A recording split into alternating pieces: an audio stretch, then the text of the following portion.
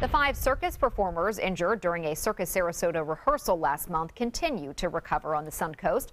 The group fell more than 28 feet in the air. They are rehabbing now, and officials say they have anywhere from 3 to 6 months before they'll be able to perform once again. But as ABC 7's Beth Yates tells us, the community is stepping up to help them during that process. Yes, it was just over a month ago that a high wire act rehearsal being done in the tent behind me took a turn for the worse, and 5 performers fell.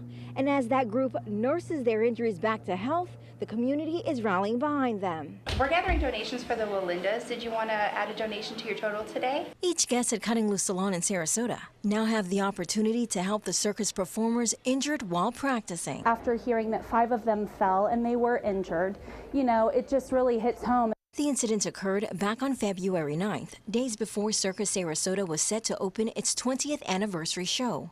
The group, which include renowned performer Nick Walinda, was rehearsing the final act, an 8-person high-wire walk that would have set a world record. The stunt looks similar to this, only it includes more people. But in the middle of the walk, something went wrong and everyone fell. Nick and 2 others were able to catch the high wire and hang on, but the remaining 5 people actually hit the ground. We just felt that, we need to do something. And so we decided to start collecting donations. In exchange for that, they do receive something here in our salon. It's heartwarming that people care that much. Nick Walinda says over and over, community members and businesses like Cutting Loose have stepped up to help the injured performers by donating to his nonprofit, the Nick Walinda Family Foundation.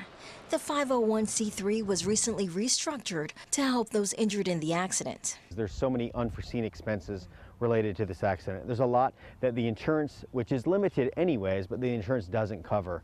So because of that, we're trying to raise money to help those performers to get into a position where they won't have more stress than they already have on their lives. Nick says the goal is to raise about $100,000. That money will be distributed to the performers to help with their medical expenses and loss of income while unable to perform. And he says they're on their way to meeting that goal. You never want a tragic accident like this to happen, but there's no better place for it to happen than in our hometown here in Sarasota because the outpouring has been overwhelming. In addition, the Walindas say if there is any extra funds, that money will stay in the account and go to help any performers injured in the future. Beth Yates, ABC 7, your Suncoast News.